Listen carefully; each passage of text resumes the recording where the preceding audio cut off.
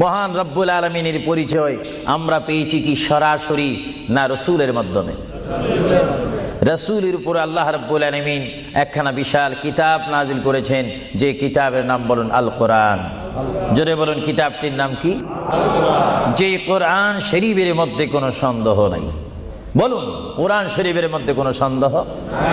আর এই কোরআন এমন একটি কোরআন যে কোরআন শরীফের সাথে মানুষের সম্পর্ক হলে ওই মানুষটি কোরআনের সাথে সম্পর্ক ঘটলে ওই মানুষটি আল্লাহওয়ালা হয়ে যায়, নবীওয়ালা হয়ে যায়, ওয়ালিওয়ালা হয়ে যায়। চিৎকার দিয়ে বলুন সুবহানাল্লাহ। এখন আমাদের জীবনের পরিবর্তন ঘটার প্রয়োজন আছে কিনা? আমরা যদি এই বিশাল পৃথিবীর থেকে চলে যাই, এই বিশাল পৃথিবীর থেকে যদি আমাদেরকে বিদায় নিতে হয়, অবশ্যই আমরা খালি হাতে চলে যাব। আর খালি হাতে যদিও চলে যাই, আমাদের কাঁধের মধ্যে দুইজন ফেরেশতা রয়েছে, কিরামান কাতিবিন। দুইজন ফেরেশতা আমাদের জিন্দেগির ইতিহাস, জিন্দেগির ঘটনাগুলি লিখতেছেন, ক্যাসেট করতেছেন।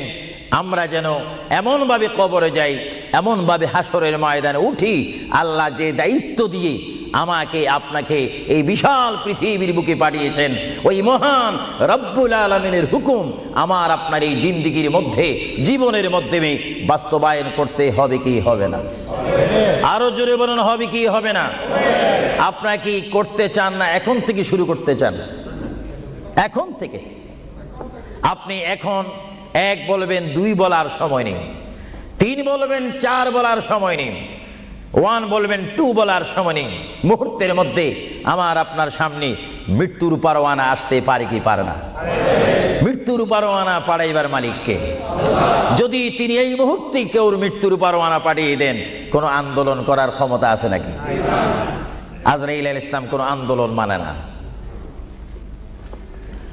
আল্লাহ রাব্বুল আলামিন কোরআন শরীফের মধ্যে বলেন, আমার পৃথিবী, আমার আসমান, আমার জমিন, আমার সবকিছু, আমি আমার জমিনের মধ্যে এক নম্বর জাতি, সৃষ্টির শ্রেষ্ঠ জাতি মানব জাতিকে আমি করেছি। এই জন্য আল্লাহ রাব্বুল আলামিন কোরআন শরীফের মধ্যে বলেন, লাকাদ খালাকনাল ইনসানা ফি আহসানি তাকওয়িম। চিৎকার দিয়ে বলুন সুবহানাল্লাহ। আমরা মানুষ, আমাদেরকে আল্লাহ সৃষ্টি করেছেন। কোন সৃষ্টি জানেন? আমাদের ক্লাস কোথায় আমাদের জানা উচিত। 7টি জমিন বলেন আর 7টা আসমান বলেন। এই 7 আসমান এবং 7 জমিনের মধ্যে যত কিছু আল্লাহ সৃষ্টি করেছেন, তার মাধ্যমে সুন্দর করে, উচ্চ করে, পজিশন দিয়ে এক নম্বর সৃষ্টি করেছেন ইনসান জাতিকে। চিৎকার দিয়ে বলুন সুবহানাল্লাহ।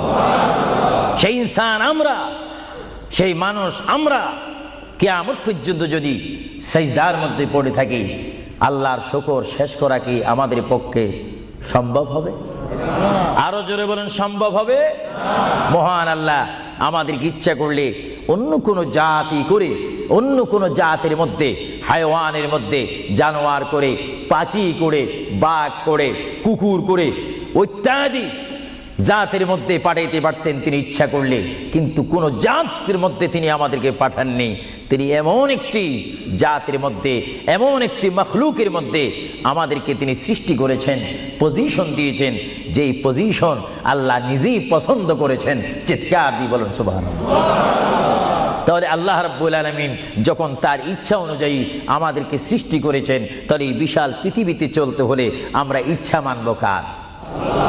আরো জোরে বলুন কার? যদি আল্লাহর ইচ্ছা যদি কেউ না মানে, আল্লাহ কি তার উপরে খুশি হবে না বেজার হবে? আল্লাহ যদি বেজার হয়ে যায়, আপনার কি স্বপ্ন যোগ হলো কি জান্নাতে যাওয়া যাবে নাকি? মুঠো না, কখনো না। এজন্য আল্লাহ রাব্বুল আলামিন কোরআন শরীফের মধ্যে বলেন, আমার ভাইয়েরা আমার সাথে বলুন, বিসমিল্লাহির রাহমানির রহিম। তাফসীরে রুহুল বায়ানে দেখি, তাফসীরে রুহুল বায়ানে আমি নিজেই পড়ি, তাফসীরে আব্বাসীর মধ্যে পড়ি, তাফসীরে কবীরের মধ্যে পড়ি। আল্লামা ইমাম ফখরুদ্দিন রাজি রহমতুল্লাহ আলাইহি তিনি তাফসীরের মধ্যে তাফসীর করেন। তাফসীরে খাজাইনুল ইরফানের মধ্যে দেখি, তাফসীরে নাঈমের মধ্যে দেখি, তাফসীরে রাজবির মধ্যে দেখি, তাফসীর আজিজের মধ্যে দেখি আমার প্রিয় নবী মুহাম্মদ রাসূলুল্লাহ সাল্লাল্লাহু আলাইহি ওয়াসাল্লাম বলেন, আমার কোন উম্মত যদি একবার মুহাম্মদের সহিত বিসমিল্লাহ শরীফ তেলাওয়াত করে সঙ্গে সঙ্গে মহান প্রভু তার আমলের মধ্যে 190টি সওয়াব দান করবে। চিৎকার দিয়ে বলুন সুবহানাল্লাহ। আরো জোরে বলুন না সুবহানাল্লাহ। আমার প্রিয় মুসলমান ভাইরা, আপনারা বলেন, আপনারা সওয়াব চান কি চান না? আমাদের যথেষ্ট পরিমাণ গুনাহ আছে কিনা? গুনাহ মাফ করতে হলে বিপরীত কি ফিট করতে হবে? নেক ফিট করতে হবে, সওয়াব ফিট করতে হবে। সবাই জোরে শুনি বলুন বিসমিল্লাহির রহমানির রহিম। বিসমিল্লাহর একটি তাফসীর হচ্ছে গোটা কোরআন শরীফ, তাওরীত, জবুর, ইনজিল এই 4টি কিতাব তেলাওয়াত করলে যত সওয়াব হবে, কোরআন শরীফ পড়লে তার চাইতে 3 গুণ বেশি সওয়াব হবে। জোরে বলুন না সুবহানাল্লাহ। আর গোটা কোরআন শরীফ পড়লে যত সওয়াব হবে, তাহলে একবার সূরা ফাতিহা আলহামদুলিল্লাহ শরীফ তেলাওয়াত করলে তার চাইতে বেশি সওয়াব হবে। সুবহানাল্লাহ বলুন না সুবহানাল্লাহ। আর একবার বিসমিল্লাহ শরীফ তেলাওয়াত করলে যত সওয়াব হবে, আলহামদুলিল্লাহ পড়লে তার 3 গুণ বেশি সওয়াব হবে। আর বিসমিল্লাহ শরীফ পুরা উচ্চারণ না করে যদি একবার কোন মুসলমান ইমানদার যদি বলে বিসমিল্লাহর বা শব্দ মুখে যদি উচ্চারণ করে, গোটা বিসমিল্লাহ পড়লে যত সওয়াব হবে, একবার বা শরীফ উচ্চারণ করলে তত সওয়াব হবে। চিৎকার দিয়ে বলুন সুবহানাল্লাহ। আল্লাহ রাব্বুল আলামিন আপনারা আগেই বলেছেন, এই পৃথিবীতে আসার ইচ্ছা করেছেন আল্লাহ, আমাদেরকে ইচ্ছা করে তিনি পাঠিয়েছেন এবং তিনি আমাদেরকে আবার বিশাল পৃথিবীর থেকে নিয়ে যাবেন। এই জন্য আল্লাহ রাব্বুল আলামিন কোরআন শরীফের মধ্যে বলেন, ওয়ামা খালাকুতুল জিন্না ওয়াল ইনসা ইল্লা লিয়াবুদুন। সুবহানাল্লাহ বলেন। আমার আল্লাহ বলেন, আমি আমার পৃথিবীর বুকে সৃষ্টি করেছি জিন জাতিকে, আমি সৃষ্টি করেছি এবং ইনসান জাতিকে। এই দোনো জাতিকে একমাত্র আমি সৃষ্টি করেছি, তৈরি করেছি সুন্দর করে আমার জমিনের মধ্যে আমার বান্দারা আমার ইবাদত করবে। জোরে বলেন সুবহানাল্লাহ। ভাইরা আমার, কোন সন্তান যদি তার পিতার কথা মানে, পিতা কি বেজার হয় না খুশি হয়? কোন সন্তান যদি তার মায়ের কথা মানে, তখন কি মা বেজার হয় না খুশি হয়? আর আল্লাহর বান্দা যদি আল্লাহর কথা শুনে, আল্লাহর বান্দা যদি আল্লাহর কথা মতো তার জীবনকে বাস্তবায়ন করে, আল্লাহর বান্দা যদি আল্লাহর হুকুম মোতাবেক তার জীবনকে যদি পরিচালনা করে, আমার আল্লাহ বলে, বান্দারে জীবনে তুই আমাকে দেখলি না, আমাকে তুমি দেখলে না। বান্দা, আমাকে না দেখি আমার প্রিয় বন্ধু মুহাম্মদুর রাসূলুল্লাহ সাল্লাল্লাহু আলাইহি ওয়াসাল্লামের মাধ্যমে আমার পরিচয় পেয়ে আমি মহান আল্লাহকে যখন তুমি স্বীকার করেছো, আমি তোমার জন্য আটকানা। ভাইরা আমার, এই পৃথিবী আখিরাতের সমতুল্য 1 সেকেন্ড নয়। এই পৃথিবী ক্ষুদ্র একটি সময়। আল্লাহর প্রিয় নবী এজন্য পৃথিবীকে তিনি বলেছেন, আদ-দুনিয়া মাজরাতুল আখিরাহ, আদ-দুনিয়া মাজরাতুল আখিরাহ। আল্লাহর প্রিয় নবী মুহাম্মদুর রাসূলুল্লাহ সাল্লাল্লাহু আলাইহি ওয়াসাল্লাম বারবার ঘোষণা দিয়েছেন, হে আমার সাহাবীরা, আমি তোমাদেরকে জানাই দিলাম, তোমরা তোমাদেরকে দাওয়াত পৌঁছাই দিলাম, এই দুনিয়া এমন একটি দুনিয়া, যে দুনিয়া হচ্ছে আখিরাতের সঞ্চয় করার একটি স্থান। জোরে বলেন সুবহানাল্লাহ। এই দুনিয়াতে যে যাই করবে তার ফলাফল সে হাসরের ময়দানে হাতে নিবে।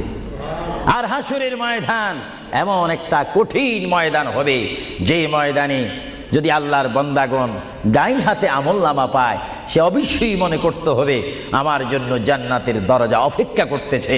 চিৎকার দিয়ে বলেন সুবহানাল্লাহ। আর যে বাম হাতে পায় আমলনামা, যদি কেউ বাম হাতে পেয়ে যায়, কোনো নারী হোক, কোনো পুরুষ হোক, রাষ্ট্রপতি হোক, প্রেসিডেন্ট হোক, মন্ত্রী হোক, ওসি হোক, ডিসি হোক, আল্লামা হোক, আল্লামাতুল ফাহামা হোক, ইসলামী চিন্তাবিদ হোক, অন ইসলামিক চিন্তাবিদ হোক, যদি বাম হাতে আমলনামা পায়, আল্লাহ রসুল বলেন উম্মত যদি তোমার বাম হাতে আমলনামা চলে যায় অবশ্যই তুমি জাহান্নামী। আর যদি ডান হাতে তোমার আমলনামা পেয়ে যাও তুমি অবশ্যই মনে করবে তুমি জান্নাতি। জোরে বলেন সুবহানাল্লাহ। আমি হাউসকে আমি প্রশ্ন করতে চাই, শ্রোতা ভাইদেরকে প্রশ্ন করতে চাই, আপনারা বলুন আপনারা কি বাম হাতে আমলনামা চান না ডান হাতে? একটু ডান হাতটা কি আপনারা তুলবেন না? সবাই একটু হাত তুলে বলুন ডান হাতে আমলনামা চাই কি চাই না? ডান হাতে আমাদেরকে আমলনামা দেওয়ার মালিক কে? আরো জোরে বলুন মালিক কে? আর এই ডান হাতে আমলনামা যদি নিতে চাই, জান্নাতের সার্টিফিকেট যদি নিতে চাই, তাহলে এই ডান হাতে আমলনামা পেতে হলে এই জমিনে আল্লাহর হুকুম মানতে হবে। চিৎকার দিয়ে বলুন সুবহানাল্লাহ।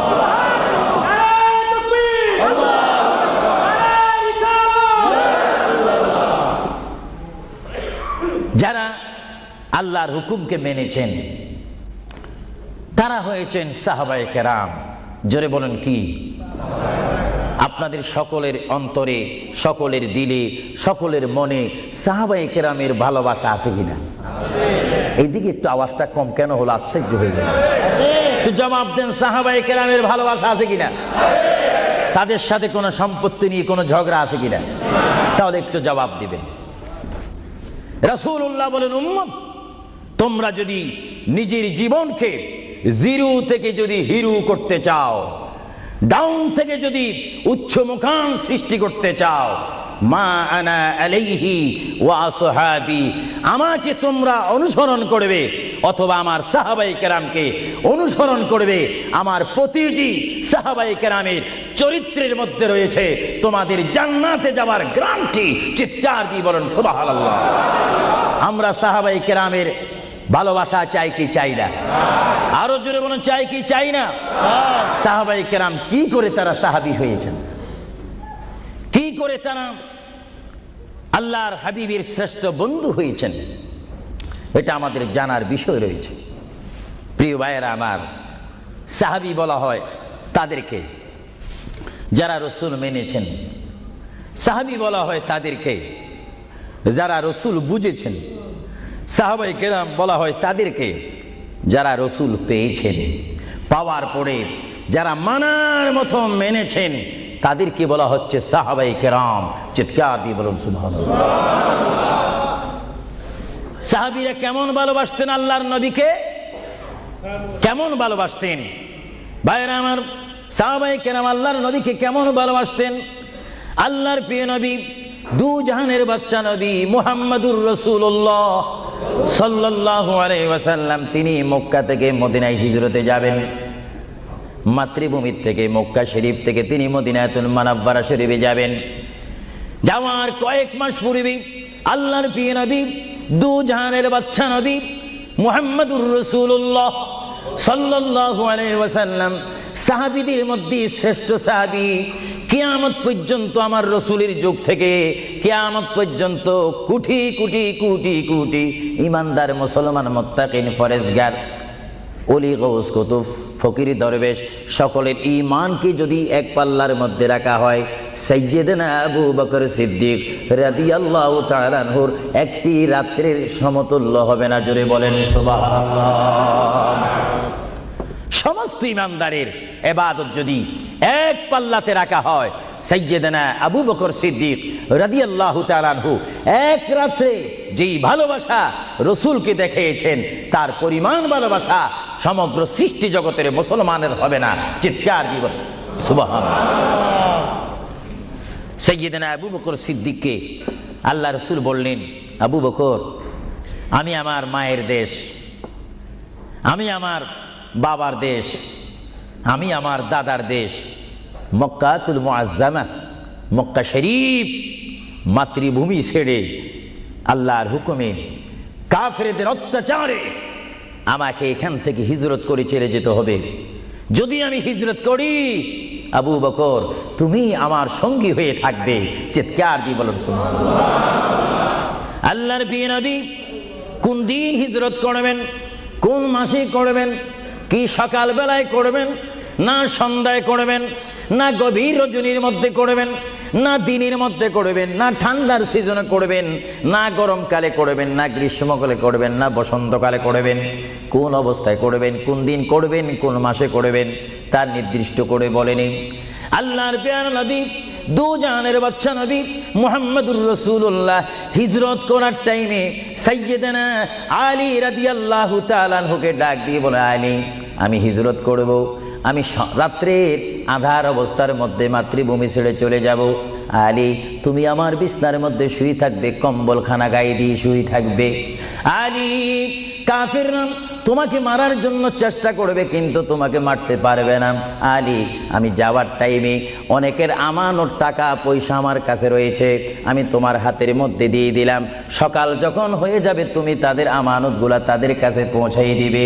এতে প্রমাণ হলো হযরত আলী যদিও নবীর বিছনার মধ্যে ঘুমিয়ে যায়, তারপর আলীকে মারা যাবে না, যেহেতু যদি আলী মরে যাইতেন আলীর নিকটে আমার নবী আমানত রাখতেন না। জোরে বলেন সুবহানাল্লাহ, আরো জোরে বলেন। তাহলে কাফেররা দে আলীকে মারতে পারবেন না, এটা নবী জানে কি জানে না? আওয়াজটা ডাউন হয়ে গেল, উচ্চ সুরে বলেন নবী জানে কি জানে না? নবীকে জানার ক্ষমতা দিয়েছেন কে? কারণ নবীর টিচার তো কোনো ব্যক্তি নয়, নবীর টিচার কোনো ফেরেশতা নয়, নবীর শিক্ষক কোনো মানুষ নয়, নবীর শিক্ষক একমাত্র হচ্ছে আল্লাহ। জোরে বলুন কে? আরো জোরে বলুন কে? আল্লাহ যার শিক্ষক তার এলেমের কি কমতি আছে নাকি? হযরত আলী জীবনকে ভয় না করে তিনি রাসূলুল্লাহ পালঙ্কের মধ্যে তিনি শুয়ে পড়লেন, বিছনার মধ্যে শুয়ে পড়লেন। যখন শুয়ে পড়ল কাফেররা প্রবেশ করে দেখেন ওই চকির মধ্যে নিশ্চয়ই মুহাম্মদ ঘুমিয়ে আছে। বলেন সাল্লাল্লাহু আলাইহি ওয়াসাল্লাম। কম্বলখানা উঠি তারা দেখলেন মুহাম্মদের স্থানে শুয়ে আছেন শের খোদা হযরত আলী। কাফেররা বলল, আলী আমরা তো ইচ্ছা করলে তোমাকে জবা করে দিতে পারি বা তোমাকে জমাই করে দিতে পারতাম, আলী তুমি কেন এই বিছনার মধ্যে শুয়ে আছো? হযরত আলী চোখের পানি ছেড়ে বলে, কাফেররা তোমরা এখনো পর্যন্ত আমার হাবিবকে চিনতে পারোনি, আমার নবীকে চিনতে পারোনি। আমার নবী শুধু এখানে আমাকে শোয়াইছেন, ঈমান পরীক্ষা করেছেন, শুধু তাই নয় আগামী দিন সকালবেলায় মানুষের আমানতের জিনিস মানুষের কাছে পৌঁছে দেওয়ার জন্য রাসূলুল্লাহ তাও আমাকে বলেছেন। তাহলে বোঝা গেল একদিকে আমি রাসূলুল্লাহর পেটের মধ্যে ঘুমাবো আর সকালবেলায় আমি উঠে মানুষের আমানত তাদের হাতে পৌঁছাই দেব। জোরে বলেন সুবহানাল্লাহ, বলেন আল্লাহু আকবার, আরো জোরে বলুন আল্লাহু আকবার। মহান নবীকে এত সুন্দর করে পৃথিবীতে পাঠিয়েছেন আল্লাহ। জোরে বলেন কে? তাহলে ভাইয়েরা আমার, কেউ যদি আমাকে মারতে আসে আর আমি যদি জানি আমার পালকের মধ্যে যদি আমি শুয়ে থাকি কেউ আমাকে জবা করে দিবে, আর এই টাইমে যদি আমার ভাইকে যদি আমি বলি, বিশেষ করে সভাপতিকে যদি বলি আপনি একটু আমার পালকে ঘুমান, উনি বলবে আমার সভাপতির প্রয়োজন নেই, আমার জান বাঁচা ফরজ, বসবে না, থাকবে না। আর সাহাবায়ে কেরাম জেনে শুনে মেনে ইচ্ছা করে নিজের জীবন প্রতি মুহূর্তে মুহাম্মদ রাসূলুল্লাহ চরণের মধ্যে দেওয়ার জন্য প্রতি ওয়াক্তে প্রস্তুত ছিল। চিৎকার দিয়ে বলেন সুবহানাল্লাহ। আল্লাহর প্যারা নবী হিজরত তিনি শুরু করলেন। আল্লাহর প্যারা নবী মায়ের দেশ মক্কা শরীফ থেকে আল্লাহর নবী চলে যাচ্ছেন। চলে যাওয়ার টাইমে সাইয়্যিদানা আবু বকর সিদ্দিকের ঘরের মধ্যে গেলেন। সাইয়্যিদানা আবু বকর সিদ্দিক রাদিয়াল্লাহু তাআলা আনহুর ঘরের দরজার মধ্যে আল্লাহর প্রিয় নবী গিয়ে ডাক দিলেন, ইয়া আবু বকর, ইয়া আবু বকর, ইয়া আবু বকর করে যখন ডাক দিলেন, সাইয়্যিদানা আবু বকর সিদ্দিক রাদিয়াল্লাহু তাআলা আনহু একটা সেকেন্ড দেরি না করে সঙ্গে সঙ্গে বললেন, ইয়া রাসূলুল্লাহ, ইয়া রাসূলুল্লাহ।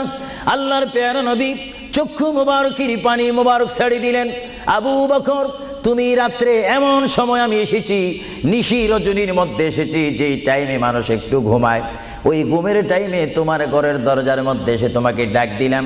বেড থেকে ঘুম থেকে উঠতে তো তোমার 2-3 মিনিটের প্রয়োজন, কিন্তু আমি নবী তোমাকে ডাক দেওয়ার সঙ্গে সঙ্গে তুমি কি করিয়া রাসূলুল্লাহ বলতে পেরেছো? হযরত আবু বকর চোখের পানি ছেড়ে বলে, হুজুর আপনি আপনার সঙ্গে আমাকে হিজরতের কথা বলেছেন, কোন দিন হিজরত করতে হবে তা আপনি নির্দিষ্ট বলেন নেই। হুজুর আজকে কয়েক মাস অতীত হয়ে গেল আমার জীবনের মধ্যে, আরামের ঘুমকে হারাম করে দিয়ে রাত যখন হয়ে যায় আমার পিঠটা দরজার সাথে লাগিয়ে আমার কানটা দরজার সাথে লাগিয়ে রাখতাম, আল্লাহর নবী কখন আমাকে ডাক দেয়। জোরে বলেন সুবহানাল্লাহ, আরো জোরে বলেন সুবহানাল্লাহ। এটার নাম হচ্ছে মোহাব্বত। যারা রাসূলুল্লাহর মোহাব্বত করে তারা অবশ্যই আল্লাহর মোহাব্বত আদায় হয়ে যায়। সুবহানাল্লাহ। আপনারা বলেন রাসূলুল্লাহ কার রাসূল? আরো জোরে বলেন না, কার রাসূল? ওনাকে রাসূল করে পাঠিয়েছেন কে? ওনাকে হেফাজত করার দায়িত্ব কার? ওনার জবানের হেফাজত করার দায়িত্ব কার? ওনাকে ভালোবাসার দায়িত্ব কার? আমরা যদি রাসূলকে ভালোবাসি আল্লাহ কি খুশি হবে না বেজার হবে? এজন্য ভাইয়েরা আমার, সাইয়্যিদানা আবু বকর সিদ্দিক রাদিয়াল্লাহু তাআলা আনহু তিনি নবীকে এমনই ভালোবাসতেন, যারা রাসূলকে পৃথিবীর বুকে এমনি ভাবে ভালোবাসতে পেরেছেন তারাই হয়েছেন আখিরাতের জান্নাত পাওয়ার গ্যারান্টি সার্টিফিকেট তারা পৃথিবীর থেকে লাভ করেছেন। চিৎকার দিয়ে বলেন সুবহানাল্লাহ। দরুদ শরীফ পড়েন, আল্লাহুম্মা সাল্লি আলা মাওলানা মুহাম্মদ ওয়া আলা আলি সাইয়্যিদিনা। দুরূদ শরীফ যখন পড়বেন তখন এমন ভাবে দুরূদ শরীফ পড়বেন, মনে রাখবেন মনের দৃষ্টিকোণ থেকে যে রাসূল আমার দুরূদ শরীফ নিজ কান মোবারক দ্বারা শুনতে পারতেছেন। আরো জোরে বলেন না সুবহানাল্লাহ। তিনটি কথা মনে রাখবেন সব সময়। 1 নম্বরে রাসূলুল্লাহর দরবারে মালায়েকা সমস্ত রহমতের ফেরেশতারা রাসূলুল্লাহর দরবারে উম্মতের সালাম পৌঁছিয়ে দেয়। জোরে বলেন না সুবহানাল্লাহ। 2 নম্বরে রাসূলুল্লাহ যারা দুরূদ শরীফ পড়ে তাদের আওয়াজ নিজ কান মোবারক দ্বারা শুনে। 3 নম্বরে আমার নবী বলেন, আমি আমার উম্মতের যারা আশিক ক্লাস নাম্বার 1 যারা বেশি প্রেমিক তাদের দুরূদ শরীফের আওয়াজ আমি তাদের সামনে থেকে শুনি। জোরে বলেন সুবহানাল্লাহ। কয়টি কথা? আরো জোরে বলেন কয়টা? কেউ শুধু আমল করে একটা, ফেরেশতারা পৌঁছায় দেয়। ভালো কথা, আপনাদেরকে ধন্যবাদ। ফেরেশতারা পৌঁছে দেয় রাসূলের দরবারে দুরূদ শরীফ, এটা সহিহ। কিন্তু রাসূল বলেন আমি দুরূদ শরীফ নিজ কান মোবারকে শুনি, তাও সহিহ। রাসূল বলেন আমি উপস্থিত হয়ে আমার উম্মতের দুরূদ শরীফ শুনি, তাও সহিহ। বুখারী ও মুসলিম শরীফ, ইবনে মাজাহ শরীফ আপনারা খুলে দেখুন, রাসূলুল্লাহকে আল্লাহ পজিশন দান করেছেন। চিৎকার দিয়ে বলুন সুবহানাল্লাহ। রাসূল যদি মদিনার থেকে আমাদের দুরূদ শরীফ আওয়াজ শোনেন এবং আবার যদি এখানেও এসে তিনি শোনেন, এই ক্ষমতা যদি রাসূলুল্লাহকে আল্লাহ দিয়ে থাকেন, আপনাদের কোনো আপত্তি আছে?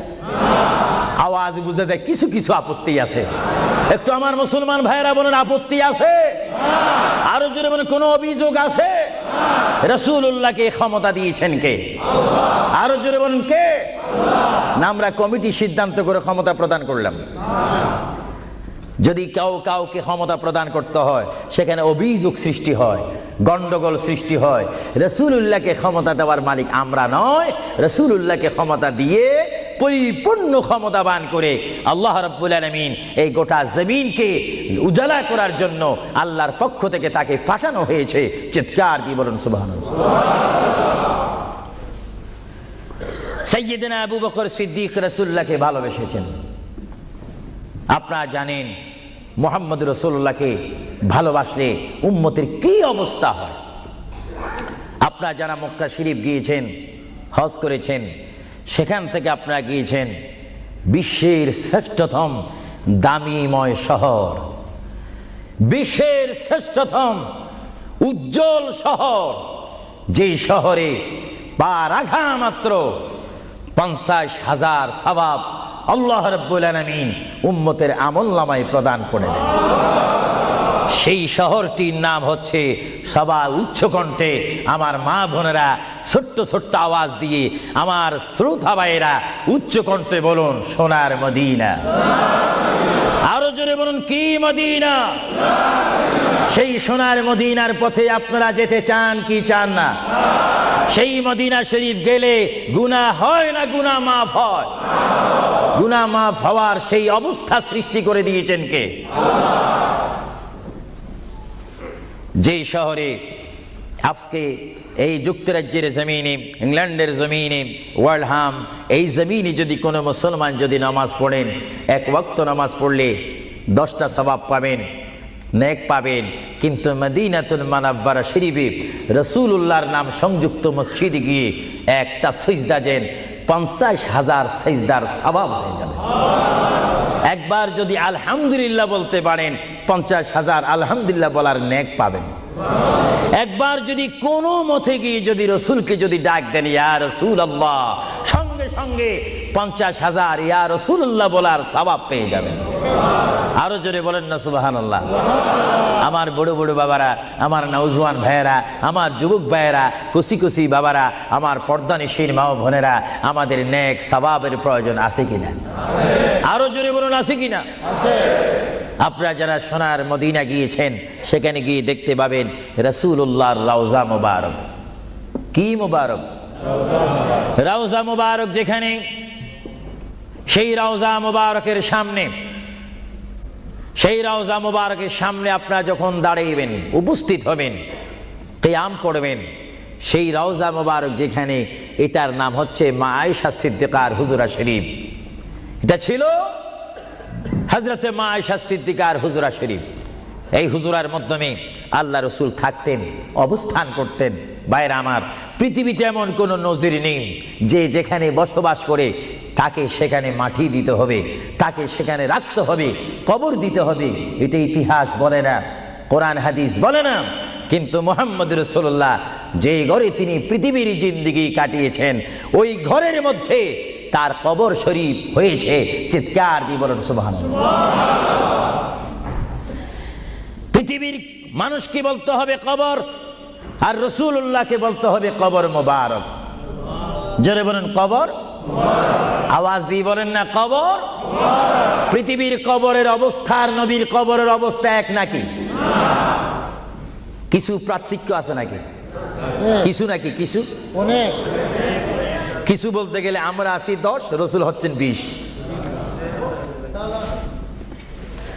আল্লাহর প্যারা নবী, দু জাহানের বাদশা নবী মুহাম্মদুর রাসূলুল্লাহ সাল্লাল্লাহু আলাইহি ওয়াসাল্লাম, তিনি কেমন নবী যার কবরের মধ্যে আল্লাহ রাব্বুল আলামিন দিনে 70,000 ফেরেশতা, দিনে 70,000 ফেরেশতা। হাদিস শরীফের মধ্যে আসে, মুয়াজ্জিন যখন মসজিদে নববীতে আযান দেয়, আসসালাতু খায়রুম মিনান নাওম, সবাই বলেন আসসালাতু খায়রুম মিনান নাওম।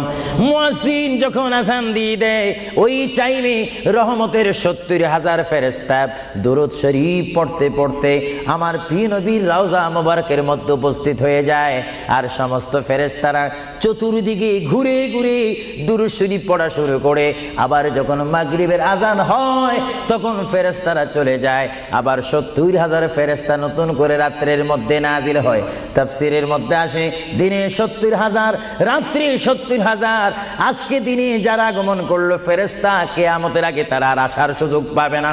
আজকে যারা আসলো, কিয়ামত পর্যন্ত এক গ্রুপ অপর গ্রুপের সঙ্গে সাক্ষাৎ হবে না। এমনি ভাবে দিনে 70,000 রহমতের ফেরেশতা, রাত্রে 70,000 রহমতের ফেরেশতা আমার প্রিয় নবীর রওজা মুবারক জিয়ারত করার জন্য আমার আল্লাহ আসমান থেকে পাঠিয়ে দিচ্ছেন। জোরে বলেন সুবহানাল্লাহ, বলেন আল্লাহু আকবার, আরো জোরে বলেন আল্লাহু আকবার, আল্লাহু আকবার। তাহলে এই হাদিসে প্রমাণ হচ্ছে মুহাম্মদ রাসূলুল্লাহর রওজা মুবারকে দিনে যদি 70,000 রহমতের ফেরেশতারা আগমন করে, রাত্রে যদি 70,000 আগমন করে, 70 দুটোটা 70 যদি যোগ দেওয়া হয় কত হবে?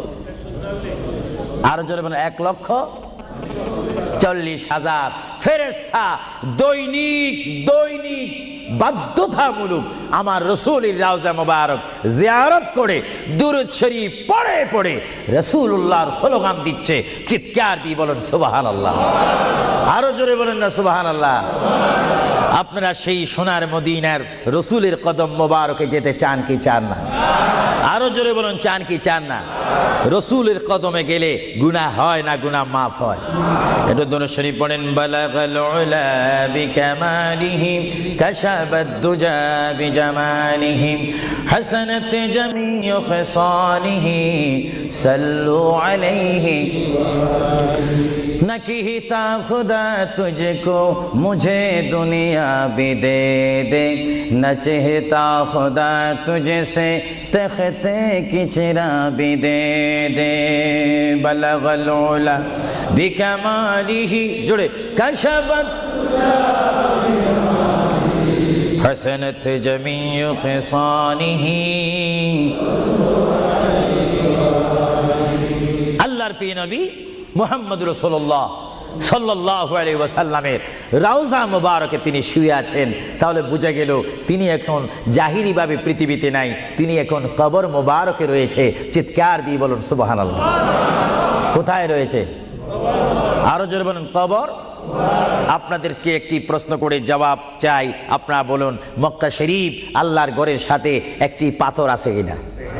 যে পাথরে চুমা দিলে কি গুনাহ হয় না গুনাহ মাফ হয়? আওয়াজে বোঝা যায় কিছু কিছু গুনাহ হয়। জোরে বলেন, গুনাহ হয় না গুনাহ মাফ হয়? ওই পাথরটির নাম কি?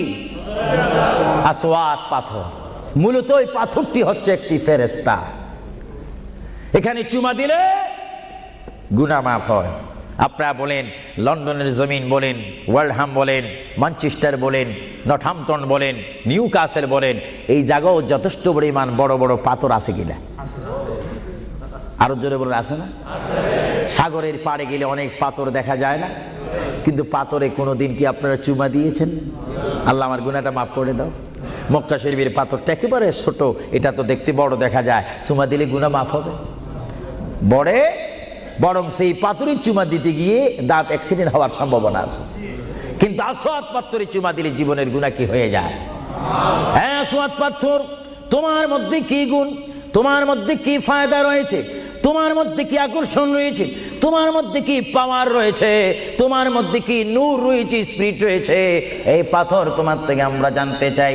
পাথরটি জবাব দিবে, আমার ব্যক্তিগত কোনো গুণ নেই, আল্লাহর প্রিয় নবী, দু জাহানের বাদশা নবী মুহাম্মদুর রাসূলুল্লাহ, আমি পাথরের গায়ে চুমা দেওয়ার কারণে কিয়ামত পর্যন্ত যত মুসলমান আমার গায়ে চুমা দিবে তাদের গুনাহগুলি আমি চুম্বকের মতো চষে নেব। জোরে বলেন সুবহানাল্লাহ, বলেন আল্লাহু আকবার। তাহলে মুহাম্মদ রাসূলুল্লাহ যে পাথরে চুমা দিয়েছে, সেই পাথরে চুমা দিলে গুনাহ হয় না গুনাহ চলে যায়? আরো জোরে বলেন, গুনাহ।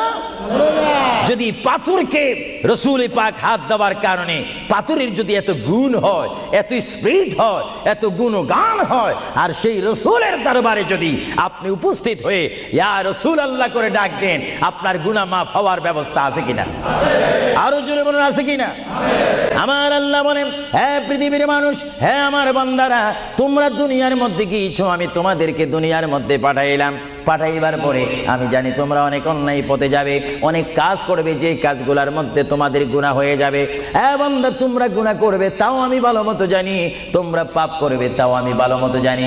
বান্দারে, পাপ করার পরে, গুনাহ করার পরে একাই কি মসজিদের মধ্যে তোমরা কেঁদেছো, রব্বানা যালামনা, বলেন রব্বানা যালামনা আনফুসানা ওয়া ইল্লাম তাগফির লানা ওয়া তারহামনা লানাকুনান্না মিনাল খাসিরিন বলে বলে মসজিদে কেঁদেছো, আসরের নামাজ পড়ে কেঁদেছো, যোহরের নামাজ পড়ে কেঁদেছো, মাগরিবের পড়ে কেঁদেছো, এশার নামাজ পড়ে কেঁদেছো। এ বান্দা, নামাজের মুসল্লা যখন বসে যাও, আমি আল্লাহকে তোমরা বারবার বল, আল্লাহ আমার গুনাহ মাফ করে দাও। তারপরও আমি তোমাদের এই গুনাহ মাফ করে নিই। তারপরও তোমরা নিশি রাত্রে, মানুষ যখন ঘুমে যায়, তোমার বিবি যখন ঘুম যায়, তোমার ছেলে যখন ঘুম যায়, তুমি নিশি রাত্রে ঠান্ডা পানি দিয়ে ওযু বানিয়ে নামাজের মুসল্লায় বসে তুমি আবার যখন ডাক দাও, রব্বুল আলামিন, পৃথিবীর কোনো মানুষ আমার গুনাহ সম্পর্কে জানে না, তুমি আমার গুনাহ সম্পর্কে জানো। আমি এমন গুনাহ করেছি আমার বিবি জানে না, বিবি গুনাহ করেছে আমি জানি না। আল্লাহ তুমি সব কিচ্ছু জানো, হে আমার প্রভু তুমি আমাকে মাফ করে দাও। আমার আল্লাহ বলে, তারপরও যদি তোমাদেরকে আমি মাফ না করি, তারপরও বান্দা তোমরা আমার রহমতের দরজা থেকে ফিরে যাইও না। আমি তোমাদেরকে হুকুম দিচ্ছি, ওয়ালাউ আন্নাহুম ইয যালামু আনফুসাহুম জাউকা, বান্দারে যদি গুনাহ করে ফেলো আমার রহমত থেকে মুখ ফিরে তুমি চলে যাইও না। বান্দা, আকাশ পরিমাণ যদি গুনাহ করো, পাতাল পরিমাণ যদি গুনাহ করো, সাগরের পানি পরিমাণ যদি গুনাহ করো, পাহাড় তুলনায় যদি তুমি গুনাহ করো, আমার দরবার থেকে তুমি নিরাশ হইও না। বান্দা, আমি তোমাকে একটি রাস্তা বাতাই দিচ্ছি, একটি পথ তোমাকে আমি দেখাই দিচ্ছি। সেই পথটি কোন পথ তোমরা জানো? ওয়ালাউ আন্নাহুম ইয যালামু আনফুসাহুম জাউকা, বান্দারে যখন তোমরা বরবাদ হয়ে যাবে তখন তোমাদেরকে একটা পথ আমি তোমাদেরকে দেখাই দিলাম। সেই পথটির নাম হচ্ছে আমার রাসূলের মদিনা। জোরে বলেন সুবহানাল্লাহ। বান্দা, আমার নবীর দরবারে গিয়ে কেঁদে কেঁদে তোমরা বলো, ইয়া রাসূলুল্লাহ, ইয়া হাবিবাল্লাহ, আয়াকা ইয়া রাসূলুল্লাহ। আল্লাহ কোরআনে বলেছে, ওয়ালাউ আন্নাহুম ইয যালামু আনফুসাহুম জাউকা ফাস্তাগফিরুল্লাহ ওয়াস্তাগফার লাহুমুর রাসূল। আল্লাহ বলেছে, হে বান্দা তোমরা ডানে না গিয়ে, বামে না গিয়ে, পিছে না গিয়ে তোমরা সরাসরি আমার নবীর কদমে চলে যাও। আমার নবীর কদমে গিয়ে আমি আল্লাহর দরবারে তোমরা তওবা করো। তওবা করতে করতে তোমাদের চোখের পানি যখন বাইর হয়ে যাবে, আর ওই মুহূর্তে যদি আমার বন্ধু যদি তোমাদের জন্য আমার দরবারে সুপারিশ করে, আমি আল্লাহ তোমাদেরকে ওয়াদা দিয়ে দিলাম, গ্যারান্টি দিয়ে দিলাম, আমার রাসূল যদি তোমাদের জন্য আমার দরবারে সুপারিশ করে, সঙ্গে সঙ্গে বান্দা তোমার অতীতের জীবনের কবিরা সগীরা গুনাহ মাফ করে দিব। জোরে বলেন সুবহানাল্লাহ। আরো জোরে বলেন। আমার আপনার গুনাহ মাফ করার জন্য রাসূলুল্লাহর দরবারে যাওয়ার দরকার আছে কিনা? চিৎকার জীবন আছে কিনা? এটা কোরআনের অপব্যাখ্যা নয়, চেরেস কোরআন শরীফের আয়াত। ওয়ালাউ আন্নাহুম ইয যালামু আনফুসাহুম জাউকা, যারা তাফসীর পড়েছেন, তাফসীর জালালাইন পড়েছেন, টাইটেল পড়েছেন, বুখারী পড়েছেন, মুসলিম পড়েছেন, ইবনে মাজাহ পড়েছেন, সিয়াসিত্তা পড়েছেন, হাদিস পড়েছেন, ইজমা পড়েছেন, কিয়াস মেনেছেন, উসুল মেনেছেন, বালাগাত মেনেছেন, মুনতিক মেনেছেন, শরীয়ত বুঝেছেন, তরিকত বুঝেছেন, হাকিকত বুঝেছেন, ইলমে লুদুনি পেয়েছেন, ইলমে তাসাউফ মেনেছেন, তারা অবশ্যই স্বীকার করবে মানুষের একমাত্র মুক্তির স্থান, পরিত্রাণের স্থান, আসলের স্থান, নাজাতের স্থান, আল্লাহ পাওয়ার স্থান মুহাম্মদুর রাসূলুল্লাহ কদম মুবারক। চিৎকার দিয়ে বলেন সুবহানাল্লাহ।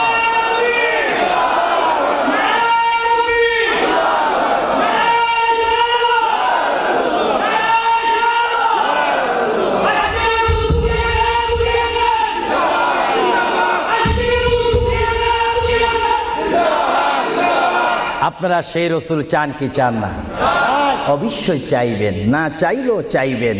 কেন চান নেই? অবশ্যই আফসোস করবেন। কারণ পৃথিবীতে সন্তান রয়েছে, বিবির জন্য স্বামী রয়েছে, স্বামীর জন্য বিবি রয়েছে, সন্তানের পাশে মা রয়েছে, মায়ের পাশে সন্তান রয়েছে। এটার নাম দুনিয়া। আর দুনিয়া ও মাজরাতুল আখিরা। কিন্তু এই দুনিয়া যেই দিন জীবনের সমাপ্তি, বিদায় ঘন্টা বেজে যাবে, সেই দিন সন্তান ইচ্ছা করে মায়ের পা ছেড়ে দিবে, পিতা তার মায়ের সামনে থেকে চলে যাবে, এমনিভাবে সবাই বিচ্ছিন্ন হয়ে যাবে, সব চলে যাবে। একমাত্র সাথী হবে, আপন হবে, বন্ধু হবে, কবরের সঙ্গী হবে।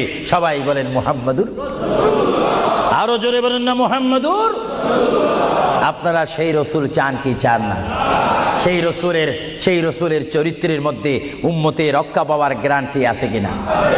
এটা দরুদ শরীফ পড়েন, আল্লাহুম্মা সাল্লি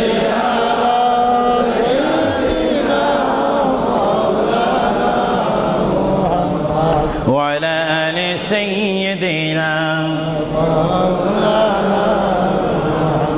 ভাইরা আমার, মহান রব্বুল আলামিনের কোরআনুল কারীম থেকে আমি একখানা আয়াত আপনাদের সামনে আবারও পড়ে শোনাচ্ছি। আমরা যারা এখানে উপস্থিত রয়েছি, আমাদের সকলের জীবনের সাথে সঙ্গে সঙ্গে রয়েছে মউত। জোরে বলুন কি? মরণ। মরণ মানে নড়াচড়া নাই, কথা নাই, শক্তি দেখাইবার ক্ষমতা নাই, চিৎকার দেওয়ার কোনো আওয়াজ নাই। এটার নাম কি? মৌত। আমার আপনার এই বডির থেকে, দেহ থেকে, শরীর থেকে, জিসিম থেকে প্রাণ পাখি চলে যাবে, রূহ। সেই রূহ যখন আমাদের সামনে থেকে, ভিতর থেকে চলে যাবে, তখনই আমাদেরকে ঘোষণা করা হবে মরহুম। স্পিকার যখন ছিলাম, স্টেজ আসন গ্রহণ করে আন্তর্জাতিক বক্তা আবু সুফিয়ান আল কাদেরী বক্তব্য দিচ্ছে, আর যখনই আমার নিঃশ্বাসটা চলে যাবে, সেই দিন আন্তর্জাতিক শব্দ আর ব্যবহার হবে না। সেই দিন সবাই আমাকে বলবে, ইসলামিক আহলে সুন্নাহ ইসলামিক ফাউন্ডেশনের সকল সদস্যরা, সকল ইমানি ভাইয়েরা, সুন্নি মুসলমান ভাইয়েরা, তাওহীদ ও রিসালাত বিশ্বাসী ভাইয়েরা, সেই দিন আমাকে অবশ্যই ঘোষণা দিবেন মরহুম। জোরে বলেন কি? কিছুক্ষণ আগে আমি ছিলাম সাহেব, কিছুক্ষণ আগে ছিলাম আমি মাওলানা, কিছুক্ষণ আগে ছিলাম আল্লামা, কিছুক্ষণ আগে ছিলাম বিশ্বনন্দিত, কিছুক্ষণ আগে ছিলাম বিশ্ব মুফাসসির, আর এখন হয়ে গেলাম কি? মরহুম। অর্থাৎ এখন কি নাই? জীবন নাই, রূহ নাই, প্রাণ নাই। জোরে বলুন কি নাই?